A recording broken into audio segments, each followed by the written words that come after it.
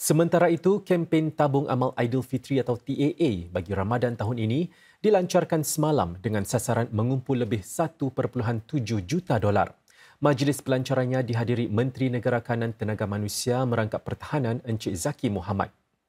Dengan tema Seikhlas Sumbangan, Semanis Senyuman, TAA berharap sumbangan para penderma dapat menyuntik keceriaan dan membantu mereka yang memerlukan menjelang Syawal.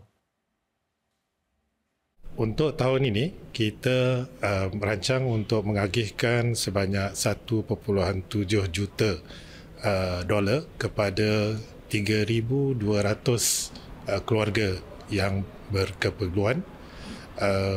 Jadi, dana yang kita kumpulkan akan diagihkan kepada mereka.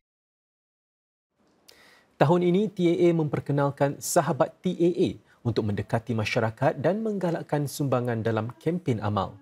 DJ Warna 942 AB Sheikh Benafi dilantik sebagai Sahabat TAA yang pertama.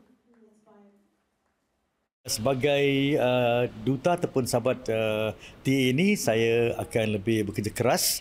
Kalau dahulu setakat suara saja didengari, berhenti kan sejak tahun 2016.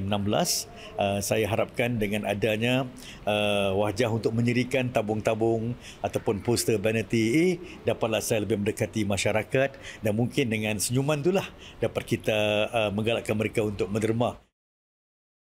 Selain itu, wajah penerima bantuan TAA, Rahma Abdul Aziz, menghiasi bahan promosi kempen tahun ini. Beliau pernah mengalami strok yang menjejaskan kesihatan dan kini terpaksa menggunakan kerusi roda. Kedua-dua anaknya berada dalam spektrum autisma dan memerlukan penjagaan penuh. Suaminya adalah penjaga utama mereka. Sokongan TAA berikan pada keluarga kami sangat-sangat mengharukan kami sekeluarga sebab kami mendapat pembelaan dan juga bantuan daripada TAA ini meringankan dan juga menyenangkan kesukaran yang kami hadapi selama ini. Kami sangat-sangat bersyukur, berterima kasih pada Tabung Amal TAA.